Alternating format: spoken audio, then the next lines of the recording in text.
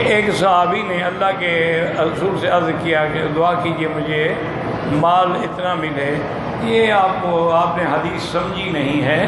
حضور پاک نے زکوٰۃ کے مال کے لیے اپنے عامل کو بھیجا کہ فلاں فلاں علاقے سے زکوٰۃ لے کے آؤ. ایک بندے کے پاس گیا، اس کے پاس کافی مال تھا، تو اس نے کہا بھئی یہ بھی ہر سال کا ایک ٹیکس لگ گیا ہے ہم نے کہ بھی ہر سال بکریاں ہیں تو زکوٰۃ دو، اور گائے ہے تو زکوٰۃ دو، اور پیسہ ہے تو زکوٰۃ دو. ایسا کیا اس نے کہ 2 4 5 جو بل تک بکریاں تھیں نا، وہ پکڑ کے کہا کہ یہ لے جاؤ. انہوں نے کہا یہ تو میں نہیں دیتا. دوسرے آدمی کے پاس گیا، اس کے پاس مال بہت تھوڑا تھا اس کے مقابلے پہ، یعنی وہ غریب تھا. انہوں نے کہا کہ بھائی میرے مال میں جو سب سے اعلیٰ قسم کے بکریاں ہیں نا، وہ پکڑ کے پیش کی، یہ لے جاؤ. انہوں نے کہا یہ بھی نہیں. حضور نے فرمایا نہ اعلیٰ لو نہ ادنا لو، درمیانہ مال لو.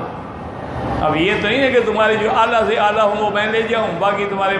تو بہرحال لے کے آیا. اس نے جب حضور کو واقعہ سنایا تو جس نے زکوٰۃ نہیں دی تھی تو آپ نے کہا اللہم اکثر مال ہو، اللہ اس کے مال کو بڑھا دو. اور جس نے دی تھی فرمایا اللہ اس کے مال کو گھٹا دو.